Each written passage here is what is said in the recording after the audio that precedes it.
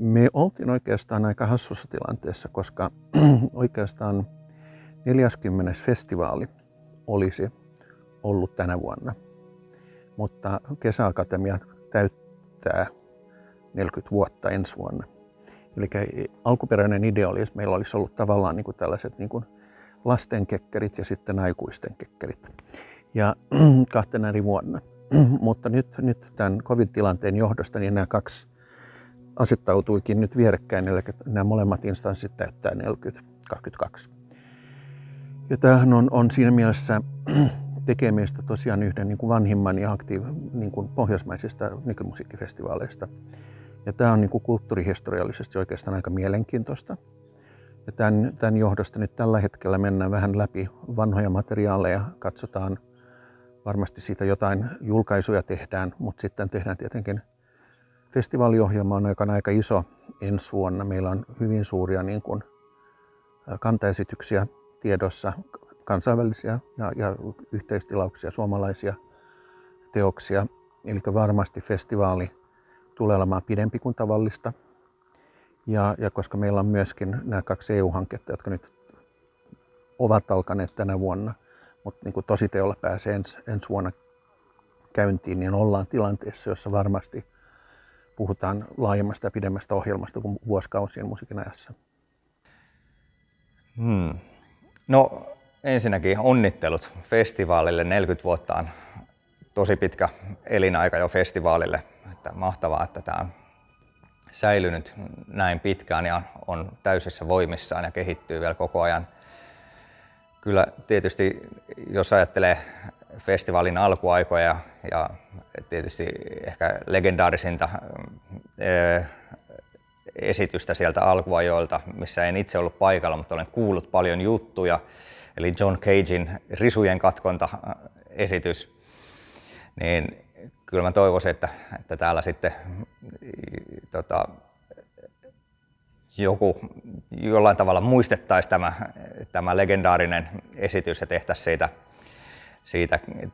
siitä siihen viittaava joku performanssi tai teos. No juhlavuodesta ei saa tulla rasite, että kyllä niin kuin festivaalin pitää olla uskollinen sille tehtävälle, mitä se tekee. Ja tietysti juhliin ehkä kuuluu vähän se, että katsotaan taaksepäin, mutta toisaalta kun nyt on katsottu taaksepäin, niin täytyy varmaan vähän viisaasti miettiä, että mitä sitten tehdään. Että toivottavasti edelleenkin kantaesityksiä ja yllättäviä sisältöjä. Kaikkein hienommat muistot on sellaiselta vuodelta, jolloin Jukka Tiensuu piti sävellyskurssin ja mä sain olla kuunteluoppilaana ja Brian Ferneyhough oli vieraana. Silloin oli musta todella upea ohjelma, mutta joka vuosi tämä on musta Suomen piristävin musiikkijuhla.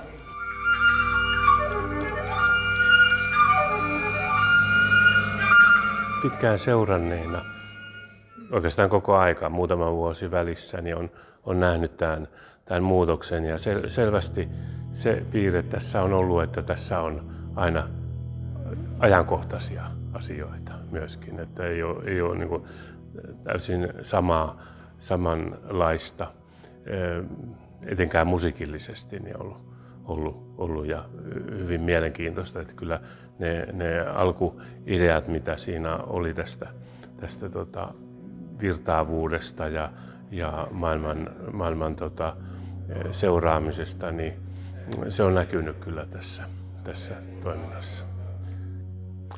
No silloin kysyttiin ylipäätänsä, että onko mitään muuta mahdollisuutta tehdä musiikkia tai musiikin kohdalla nimenomaan tuntui se, että onko tämä ollenkaan luova ala, että se oli niin kovassa puristuksessa, oli varmat käsitykset, mikä on musiikkia ja mikä on sen ulkopuolista, että tämä oli varmaan se suurin motiivi tähän, koska jos ajattelee muusikkona tulevaisuutta, niin se ei ehkä tarvinnut riittävästi mielenkiinnon aiheita. Että koin sen itse silloin, kun olin aloittaessani tämän haaveilun, niin jo lukiosta valmistunut ja sitä aloittanut Sibelius Akatemiassa. Siitä joka tapauksessa täytyy niin kuin pistää itsensä peliin ja yrittää vaikuttaa siihen, että tulisi uusia ilmiöitä ja se käynnistyi silloin aika hyvin tätä kulttuuri-ilmastoa vasten. Se toiminta ja siitä ilmeisesti oli pientä vallankumouksen tuntua siinä. Yksi syy, miksi mä tuun tänne, on se, että mun ei tarvitse vastata tuohon kysymykseen, vaan te yllätätte mut joka kerta. Nykymusiikkihan on niin eläväistä ja hauskaa, ja täällä on semmoinen workshop-tunnelma, että saa olla todella mukana sen kaiken syntymisessä.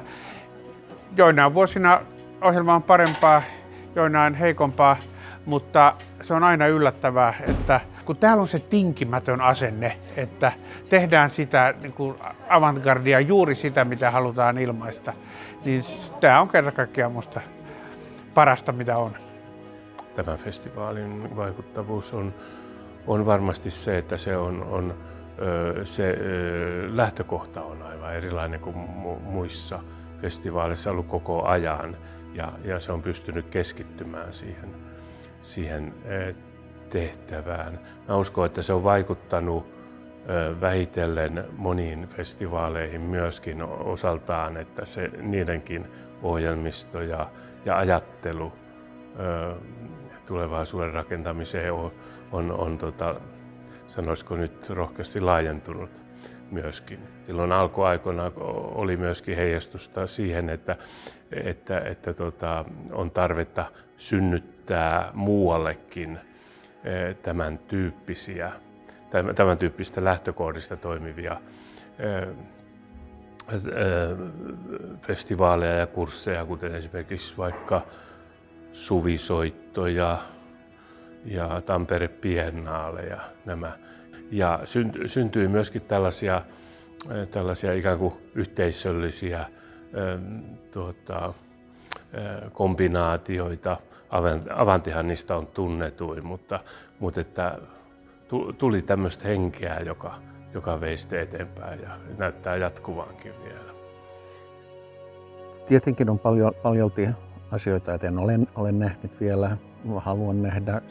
Ehkä se tärkeää on tietenkin usein myös, kun tuodaan uusia teoksia, ihan uusia asioita, niin on tärkeää aina silloin tällöin ottaa niin kuin historiallisia niin kuin merkittäviä teoksia, jotka on vaikuttaneet näihin muihin, ja sitä tulee tapahtumaan. Mutta eräänlainen kontekstualisointi tai kuratointi, joka on niin kuin just tällaisia aiheita, jotka on aika tärkeitä tässä Sounds Now-hankkeessa. Itselleni on ollut erittäin huippukohtia, esimerkiksi ne ensimmäinen vuosi nimenomaan, joka oli täysin uutena ja se oli semmoinen niin kuin kaikki peliin periaatteella, että siinä mentiin täysillä todella. Ja myös toinen vuosikin, niin kyllä ne on jäänyt ihan kantavina asioina myöhempään elämään ja ne oli korkeakouluopinnot sitten myöskin kaiken tavoin eteenpäin.